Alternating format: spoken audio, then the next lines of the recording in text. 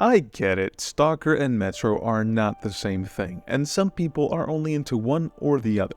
But you can't help but consider how 4A Games came out of GSC Game World and Metro 2033's proof of concept was a demo created out of Stalker's X-Ray engine. It's like when your two best friends, Mikhailo and Svetlana, were together when you met them and somewhere down the road they split up. And many years later you're down to bang either of them or both at the same time because you're just a freak, riding your LGBTR up and down the street like that. Welcome to the Stalker 2 warm-up series where we'll look at games to play while we're expecting Stalker 2. It could take a month, it could take 2 months, it could take 2 years. We're gonna keep doing it regardless. Metro Exodus is the Ukrainian connection. We've already taken a very close look at the cultural background of Stalker's creators and how we can connect elements of that culture with fundamental parts of Stalker's world. But now, let's look at Metro because we can see a similar approach as the writers and developers fuel their work with historical symbolism. Oh, and a kind reminder before we get started, we cover some grown-up topics in these videos, so while you're down in the comments, remember not to feed the wildlife and leave the trolls alone. They're only here to piss you off. Or you could make fun of them and help me with the algorithm points. It's on you.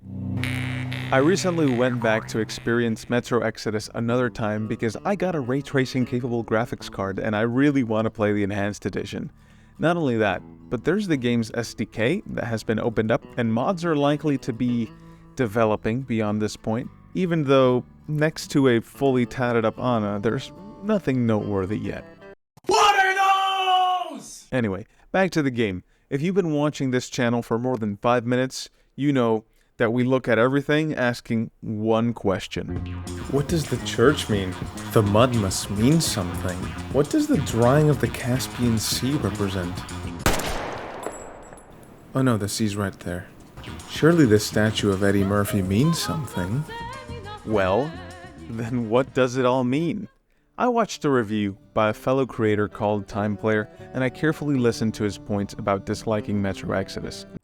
If this game was longer and actually allowed this stuff to develop, we could have had a fantastic narrative on our hands. But it doesn't, and just awkwardly keeps moving on and on. Keep in mind, I'm not trying to discredit Time Player for his takeaways here, but what I will say is that I noticed that he might have ended up disliking the game because there was nothing about it that connected with him. And sometimes it's up to us to connect with the game. It was quite the inverse with me. While I played through 2033 and Last Light, I didn't love them, but Exodus, to me, was different. Well, I'm not called idiot for nothing. If YouTube didn't screw us with copyright, that song that played while I showed off some clips from Exodus is called Straccia. And if you just listen to it and translate the lyrics if you don't understand Ukrainian, it's a very strange song lyrically speaking. It's just weird and dark, and unless you understand what a straccia is and the historical context of when this song is written, it might not be so easy to learn. Because a straccia is a folklorical being and there's no true translation to English, so you really have to dig a little bit deep or listen to me explain it. Hey dude, are you still talking about Metro? Yes we are. Just keep watching. The real meaning of straccia gave me goosebumps that bundled down to my body from my neck. In Orthodox belief, an unbaptized child has no name in the eyes of God, and without a name, they can't be called to heaven. So their spirits remain roaming the forest, toying with magic lights, luring the living. Sometimes they draw them into trouble or even their deaths.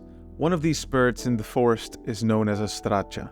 The song is the dialogue between a soldier who willingly lets himself be lured by a straccia, only to beg the creature to draw an invading enemy into the forest, or he will kill them. The straccia empathizes with the soldier, knowing that it's the same war that brought them both to the forest.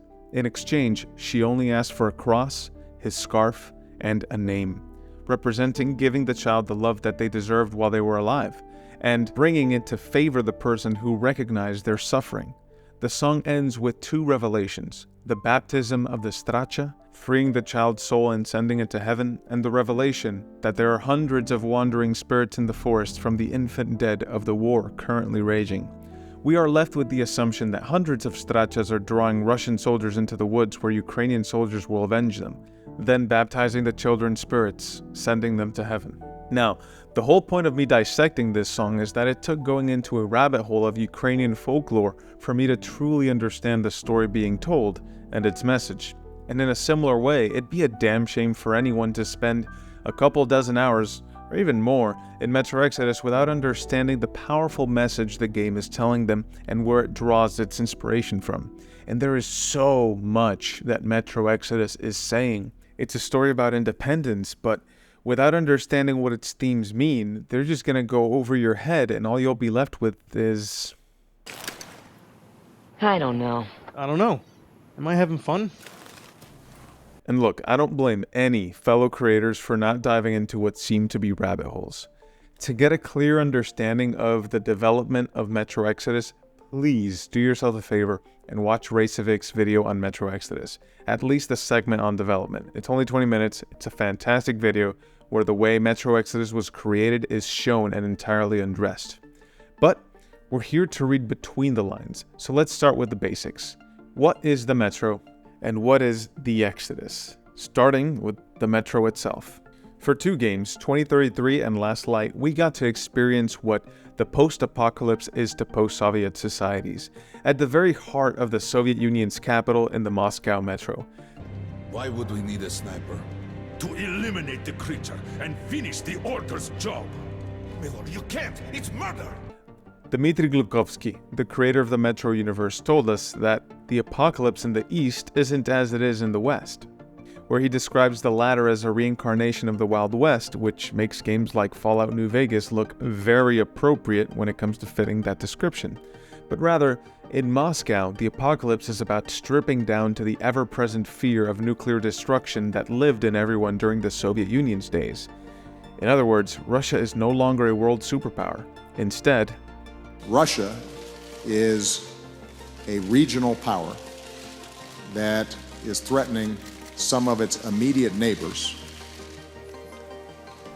not out of strength, but out of weakness. And a fantastical nuclear apocalypse brings back the memories of the days in which Muscovites ruled a powerful nation. Now don't get me wrong, Glukovsky's message is a very blatant anti-war message. Life in the Metro is the destructive price of Russia returning to the ambitions of the Soviet Union. It is a very human story about how a people sometimes don't want peace and comfort, but a struggle instead. And Metro is that struggle. And one of the reasons the franchise was a commercial success is because it gives people that struggle that they're looking for deep down. These games aren't fun in the conventional way. They're very engaging and they're very powerful, but they're not fun in a Mario Party basketball kind of way, or even a stalker exploring the zone kind of way. Ooh!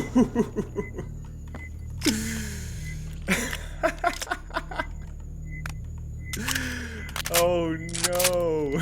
Oh, Bubba, no. If you come to the Metro looking for fun, you're probably not gonna find it. But if you enter the Metro wanting something to trigger your emotions, be it fear, curiosity, rage, love, that's what this experience is about. And to have a Ukrainian studio, 4A Games, proudly conceive that world and tell us that story is only a very strange and uncomfortable instance of foreshadowing, considering the events that followed prior the game's development and those that followed.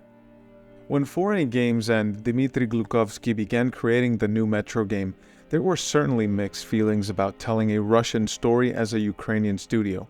But the truth is that 4A Games and Glukovsky certainly believed in the power of Metro's anti-war message, and got to work with a story that could bring both peoples to friendly terms again. Exodus would essentially be an olive branch by 4A. That Ukrainian studio would continue telling a very Russian story, but with very different themes than previous games. Even though, must I add, you should definitely play 2033 and Last Light. They are fantastic games and they tell incredibly powerful stories about humanity, violence, and understanding people you don't understand. What? One of those things is still alive? Luckily, yes. Luckily! Come, this is utter madness. If we once established that the Metro represents the consequences of going back to Soviet life, then evidently an exodus from the metro is synonymous with an abandoning of the Soviet ideal. It's almost as if 4A began telling the story of their own country leaving the Soviet Union with Exodus, or at the very least fueled the story with their own historic foundation of what becoming independent is. Not to mention that the experience of an exodus is also parallel to their experience opening a new studio in Malta in case, a war broke out in their home country. Let's start with the Moscow Metro. It's the only thing we've ever known in the shoes of our characters. Our protagonist, Artyom, believes there's something more, something beyond, but a fabric of lies stops him from finding what he seeks until, well, you probably know the story by now. That lie gets exposed and the house of cards comes falling down for our characters, and all of a sudden, we had no choice but to break free. And we have our crew. We sort of know what we want, and we have some internal discussions, but we're managing pretty okay with a long road ahead of us. And this is where the game really begins. Now, I'm not going to spend too much time talking about gameplay or the very plot itself, because I don't have anything to say that hasn't been said already in that regard. What I am going to do is dive into the themes in the world and the story and look at the motifs that we can catch and what they mean for the gameplay and understanding of the story. Essentially, what we're doing is exploring the subconscious of the game in the exact same way that your literature professor did in school. Here's an easy one. The train we left in Metro was christened the Aurora. Aurora means dawn. See, in my native language of Boludeses, people often call the sunrise La Aurora, so it's easy for me to get immediately. Oh, our train's named after new beginnings, but this is something one might overlook if their only association with the word Aurora is the Aurora Borealis or the Aurora Australis. Now let me stress that this game really should be considered playable from the Ranger difficulty and beyond, because I find that the normal difficulty kills your suspension of disbelief in that it makes it too easy and removes one of the game's key strengths from the equation.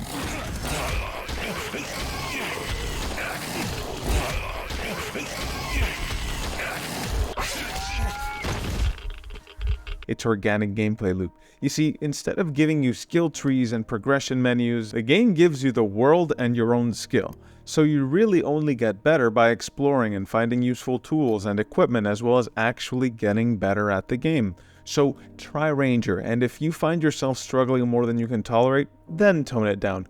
But don't rob yourself of the tension and criticality of decision making that Ranger gives you. I can recall Michael Caine once speaking about using the difficulty to get something good out of a situation. He said to me, use the difficulty. I said, what do you mean? He said, well, if it's a comedy, fall over it. If it's a drama, pick it up and smash it. He said, use the difficulty. Now, I took that into my own life. In this case, the higher difficulty sells the struggle of our characters and provides the tension that makes the experience immersive, something that you might not get to experience if you just cruise through the story more casually. Dare I say it, without the difficulty, the atmosphere of this game means nothing. If you can use it 0.25% to your advantage, you're ahead. You didn't let it get you down, you know? That's my philosophy. Use the difficulty. Also, the added philosophy is avoid them if you can.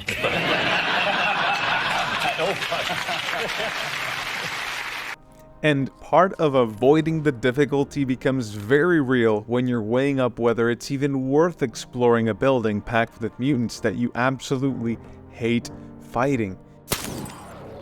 In an easy game, you just do it. A higher difficulty, you have to make a choice.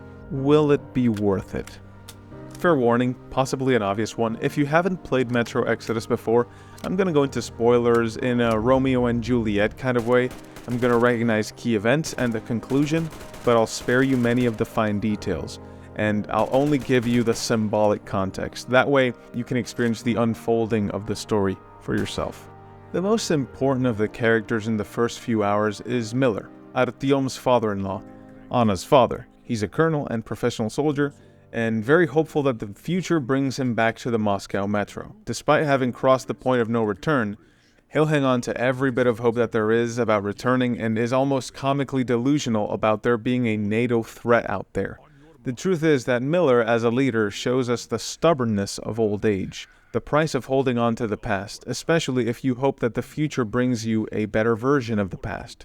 Miller represents the boomers that we all know. I assure you that many of the 4A games developers had like a grandfather and uncle that was really fond of the Soviet days. That is what Miller represents. We love him, even if he is perhaps wrong about what he believes the future should look like, but we certainly don't shun him for it. Anna, though, represents the future we want. As Artyom's wife, 4A Games did a terrific job at giving us opportunities to embrace what that future means. Artyom is, regrettably, a silent protagonist, but in a way that lets us focus on Anna, which is why when Anna gets sick that we slowly realize that our future is in danger. But we're getting ahead of ourselves because we must talk about Volga, Metro Exodus's real introduction to its game structure. And wow, it's almost like Prof got nostalgic for Stalker. This section is alive with deadly anomalies, dangerous mutants, and bandits. But yeah, you get to the Volga, go on a scouting mission, and then you're just let loose. The world's your oyster. Just don't get killed by the deadly anomalies. In the Volga, I got that feeling of loneliness that I get from Stalker. And that feeling never hit me in the Metro. But while exploring the Volga River, I felt like things were as they should be as a player. There's even a Stalker Easter egg here in case you hadn't picked it up. That, or it's just portraying bandits as a representation of Russian prison culture. One or the other, maybe both. I have to commend 4A's graphical work for what they've managed to pull off performance-wise. This is the Enhanced Edition, which is ray-traced, fully ray-traced, and I've had no game look this good and perform this well on my 6600 XT with ray tracing on. Bravo, 4A. Most games aren't fully playable while ray tracing on this graphics card, but this one is. But there's more to the Volga than nostalgic feelings for Stalker and pretty graphics. There's subliminal commentary on belief and lies, as Salantius, who bears a striking resemblance with Alexander Dugin. And that's not just me saying it, but it's also stated in the introductory paragraph of the Metro Wiki. Dugin isn't really a nice man. He is very much a regressionist who believes in Russia's destiny as an empire and becoming the world power at any cost. That's the very thing that the Metro series warns against. So Silantius is somewhat similar in that he shuns outsiders unless they reject technology and worship the Czarfish and follow him.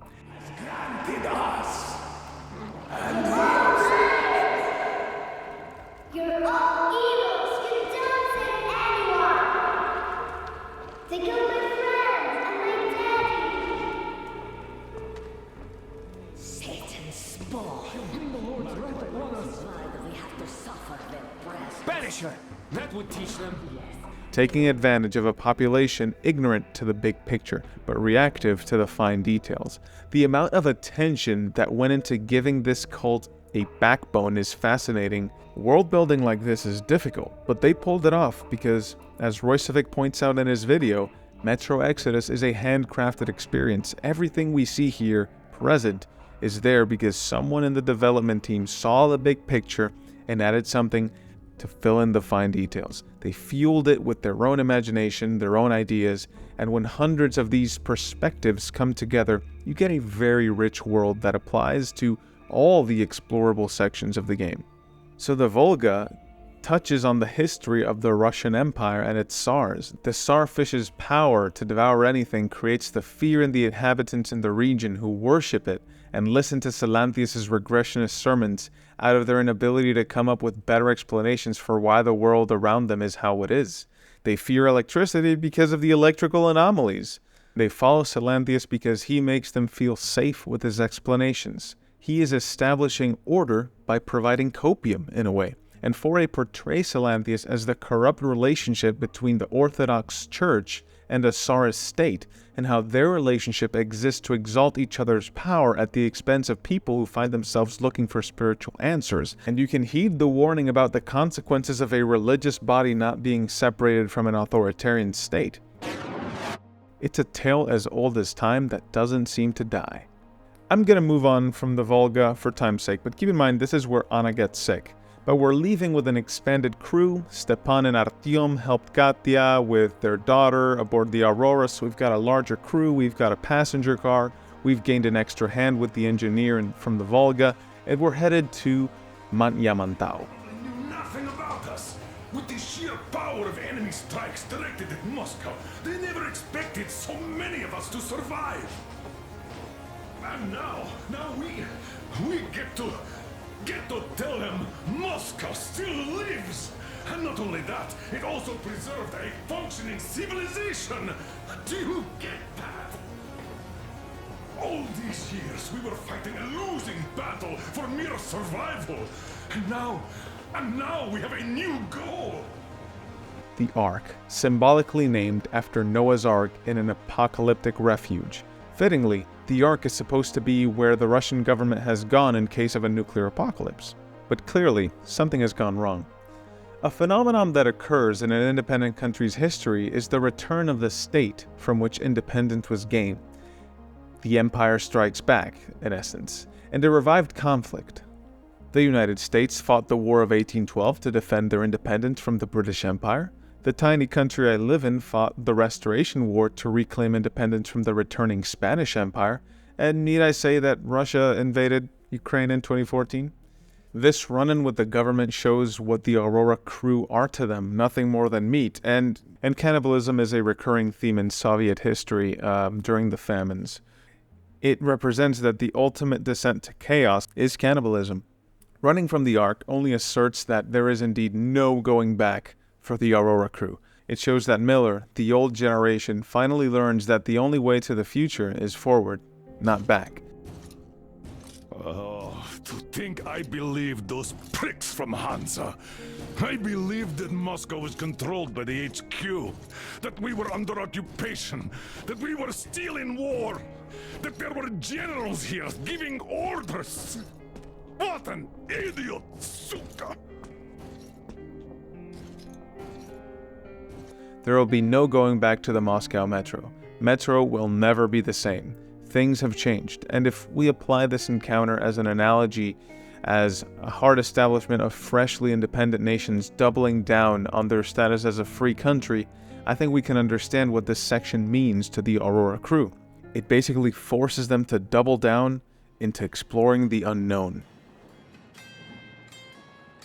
And as we march, we remember what matters most. Who matters most. We share with each other, we comfort each other, and we remain one. Metro Exodus's most immersive moments for me, or at least the most atmospheric ones, came while we were just riding through the wilderness by rail, and I got to read Artyom's journal and went over all the notes I took and captured in the previous stops. Down we go to Kazakhstan, to the Caspian Sea. While here, we're looking for information through maps that will show us what safe places we can go to settle. But we run into some trouble. See, a strong statement here is made about ethnic struggles themselves and ethnic exploitation. And who else to guide us through that but Damir? Damir himself is a Kazakh, a character who comes to witness the slave exploitation of his people by oil traders.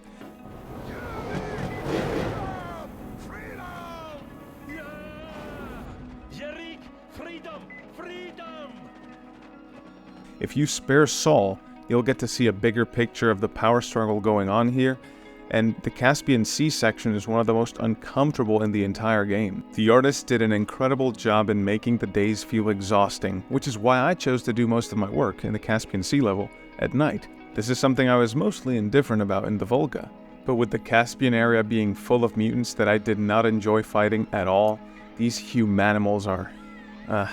But if you carefully observe them, they're a blatant genetic regression of humans into apes. The wiki article on these things is 100% worth the read. But it was the slave traders and oilers who really opened my eyes about one thing. The Baron and his people are the portrayal of oligarchy, and ultimately, how hurtful it is. I'm just doing my best to introduce a little order into it, without which there is no hope for something better in the future. And with no hope, you can't live. Obviously. The Munaibai layer, the Barons faction, shows a portrayal of how powerful people who control resources and how exploitative they become when it comes to expanding and preserving that power. The canvas was essentially a post-Soviet reimagining of Mad Max by Glukhovsky, and he masterfully critiques the discomfort of being caught in an oligarchical space. No one is happy, not even those who work for that one person, who is coincidentally living like a king, surrounded by titties and shit. Russia was the world's most unequal country in the world when Exodus released, so a statement about this Russian story about oligarchy was indeed warranted.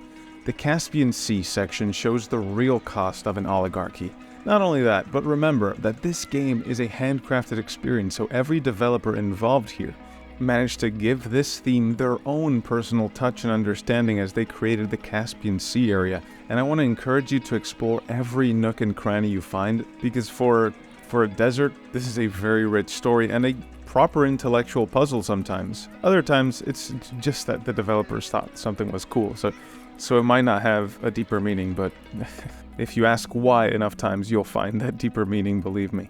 Guys, we're fucked like royally! Don't shoot, man! I give up! Keep calm, bro! But we did manage to obtain what we came for, leaving behind the Caspian Sea area to struggle and rebuild on their own, highlighting that the right thing for the Aurora crew to do is to focus on actually building their own future, and not meddling with another country's while theirs is still uncertain. I mean, people's future, not countries', because this is a story about independence on every level, even an individual one. Think of it as a put your mask on first kind of thing.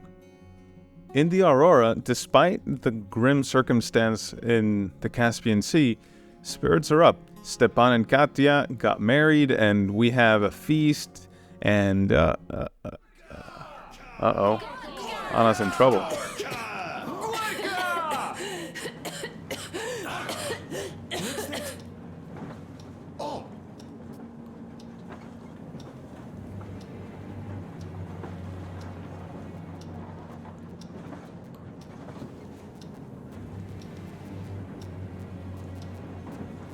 Anna, what's happening? Be careful, people!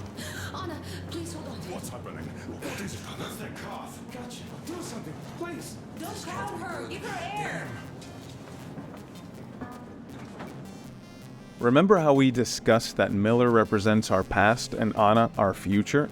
Anna's illness shows us how delicate that future is, that future which happens to be our purpose. We know that Anna's illness came from her breathing toxic fumes while we were scouting for NATO forces, on Miller's order. If we look at it from the post-Soviet perspective, this is the manifestation of the Euroscepticism that poisoned the health of the future. This is Russia returning to a Soviet attitude by reintroducing the Soviet national anthem, along with all the great many things that have happened in Eastern Europe since that event. The unreasonable fear of NATO from Miller can be painted as equally unreasonable for today's Russian Z-patriots, because keep in mind, there's two kinds of Russians in the present. But the victim of this unreasonable fear was always gonna be Anna, his daughter, our future. Whether it had destined her for a life underground at the metro, or it led her to dying from the illness. So it is up to us, Artyom, the present, to heal the future. Here we get a grip on the trichotomy at play. Miller is the influence of the past, Artyom the actions of the present, and Anna the consequences of the future. Miller is order, conservation, and Anna is uncertainty and freedom. By the end of the game, depending on your actions in the present, Artyom will end up staying with one or the other. Since the present dictates that we find a cure for Anna, maybe heading to this valley in the taiga, we'll get some fresh air and she'll start feeling a little bit better.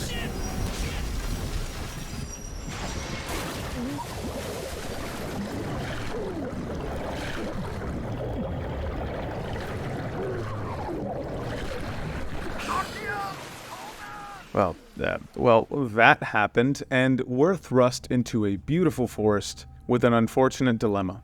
A projection of the game's own morality system manifested in characters. I owe you a big one, and I'll never forget this, I swear!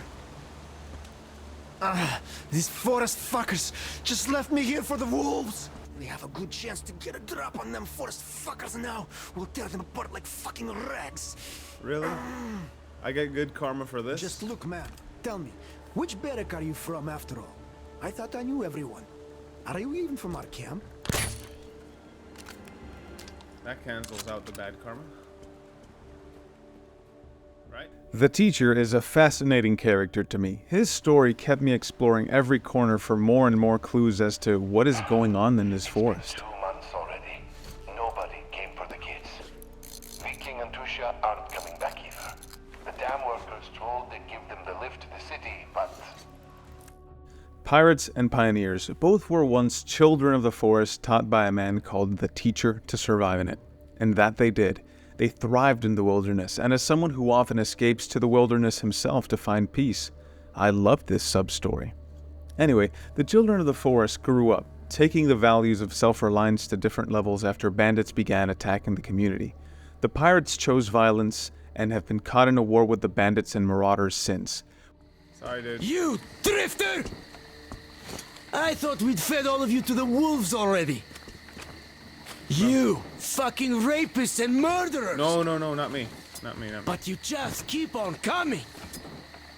Well, I'm not going to beg you for my life. Teacher, I'm coming to face the final exam. I'm ready. I wasn't a coward. I defended my friends while I could. So you holster your gun? Going to torture me? No. Do your worst. I'm not afraid. No. My friends will avenge me. You'll be hung from a post by your own guts. We see how they brutalize the corpses of evil people, which leads you to question whether doing bad things to bad people to that degree ends up making one a bad person themselves. This only created an isolationist society that attacks all outsiders. Hey, that was great. Ow. Ah, fuck. Hey, look, a second one. I told you he was not alone. Yeah, all right. Let's cut the rope and take him to the camp with the first one. Hey, wait a minute. You pioneers already have one, and this is our catch. He got caught on our turf. The net is mine, so bite me. Oh, yeah? Well, why did you set the trap on our turf then? Besides, you already have an intruder's backpack. I dived for the backpack, and you chickened out. Oh, I chickened out? You're pirates! You have more boats! And this one will face the forest court. Bozhe moi, you're all cowards. He's an intruder, an enemy. What are you, a bandit? What did the teacher say? He said we must be different. Did you forget? Isn't your head getting a bit too big? The teacher said we have to defend ourselves first. All the rest was later. Did you forget what the intruders would do here? He's an intruder too, so he must die before he brings the others. Enough! The forest court comes first. The court will decide if we're killed. Their investment in war has stopped the entire community of the Children of the Forest from progressing further as a society too. Their rapid development froze, and they remain in the valley, failing to recognize the impending doom that awaits them once the dam upriver eventually collapses. The statement being made here is that war delays progress and distracts from issues of imminent doom, as well as one lesson I learned from reading General James Mattis. Nations with allies thrive. Nations who remain isolated wither.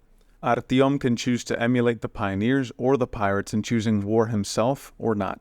Choosing war with the Children of the Forest will result in the death of every character in the valley. You can, however, turn all the bandits you want into ghosts, though, because invaders...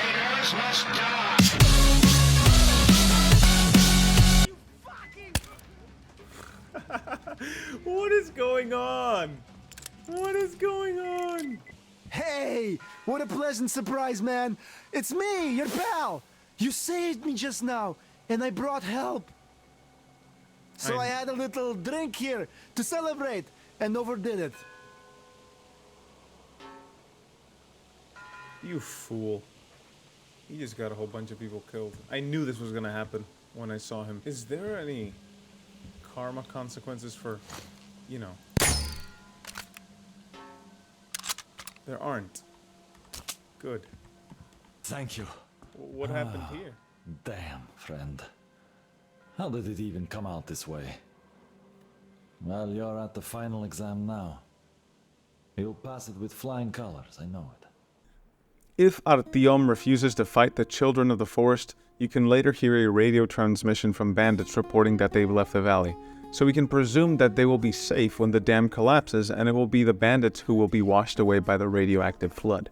The taiga is a fairly linear and stealth-centric journey that shows what fearing outside influences can lead to by choosing isolation. For years, the proverbial sword of Damocles hung over the Children of the Forest, and they were none the wiser until they trusted an outsider. Hey, but what about the bear? I think they just needed a boss fight, and someone thought it'd be cool to have a big, oversized bear cement the differences between the factions of the Children of the Forest. You tell me what the bear means. But we've learned that the valley is not a good place to stay in, and Anna's condition is getting worse. A sliver of hope remains, though. Renergan F, a medicine that Stepan's wife, Katya, who's a doctor, was familiar with. They did their homework and tracked its fabrication to Novosibirsk. But still, Novosibirsk is most probably so what do we do now? radioactive. I'll tell you what we do. Artyom and I will go. This is not All the right? other way. We go together. Sir, Not all right. please. First, she is my daughter, his wife. My paranoia about the occupation forces drove her into that damned bunker. And Artyom with his dream. He dragged us out of Moscow. So we too are to blame. To save Anna, our future, we have to confront the challenges of the metro once again. Novosibirsk seems to be in even worse state than Moscow. It seems there was a civil war here, and it spared no one except a young boy, Kirill. There he is. Whoa! Grab him, Artyom! Stop! Where do you think you're going? Finally, why did you run? Come on, speak up, soldier. Identify yourself. Private Kirill Klebnikov, Oscar, Rapid Response Unit. And you won't get another word from me, so you can kill me now. All right, Private. We mean no harm to anyone. Just take us to your commanding officer. What do you mean you mean no harm? I'm from Moscow. Aren't you with them? Them? Yeah, I don't know who you mean by that. But if they kill children, we're definitely against them. So, you can take us to your commander. Why do you want to see him? We're on an important mission, details of which may only be disclosed to ranking officers. You just have to take us to them. Besides, you don't really have much choice. All right. No monkey business, mind you.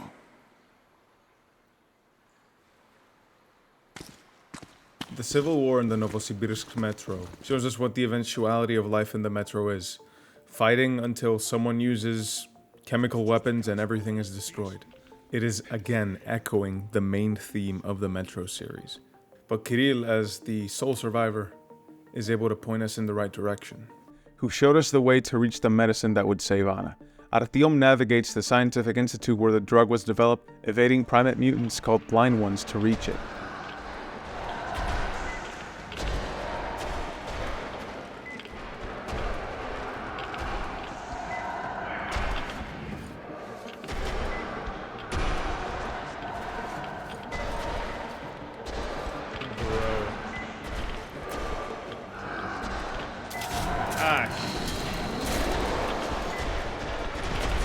Ah, shit, no. Get away from me.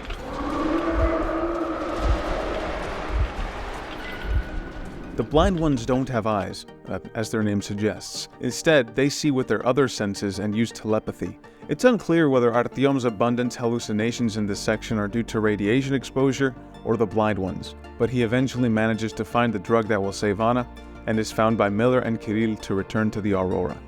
There is a lot to unpack in Novosibirsk, and a lot can be experienced in the Two Colonels story as well, but the main takeaway is this. The voyage to Novosibirsk kills Miller. The price of saving our future was the death of our past. Makes you believe real life is possible. Not the petty rat race we had back in the metro. I just have to say, you were right, Artyom. Right for wanting to get us out, bring us here. And I, the old fool, I was simply afraid. Afraid of life, as I see now. And now, to go along with the karma system, the only way you can save your present is by your own actions. Because only by the consequences of Artyom's own actions, all his friends will remain on the Aurora, providing him with enough blood for a successful transfusion that saves his life. The fever is subsiding. I think he's getting better. Now he needs some rest. You too, Anna. We've got hope now. As a Russian story by a Ukrainian studio that focuses on themes of independence and overcoming all kinds of hangovers of the past, the story of Metro Exodus served as an olive branch from 4A Games to the Russian people during a time where the relationship between Ukraine and Russia was tarnished by the 2014 invasion. It's a video game that holds a number of messages that people who don't intuitively understand the themes or dive into the cultural rabbit hole might overlook and subsequently miss the power that they hold. But ultimately, it is an anti-war message. It's a story of freedom, independence, and the growing pains that come with that.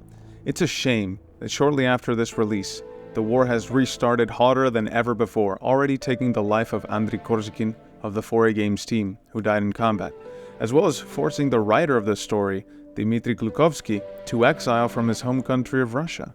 And not just him, but hundreds of thousands, maybe millions, who do not want this war. Metro Exodus teaches us what it takes to truly become independent, be it a country or be it an individual.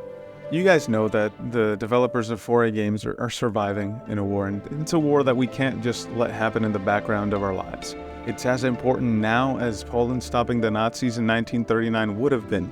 Let's keep supporting Ukraine's fight to save their independence and the rest of the world from the likelihood of global war.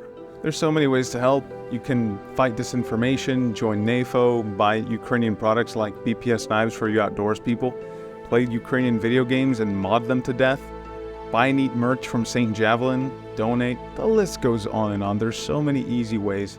Even something as simple as keeping in touch with a Ukrainian pen pal can not only enrich your life, but hey, enrich theirs too. Cheers guys, thank you for your time. If you watched this long video, you're definitely one of the real ones. I wish you peace and superior firepower.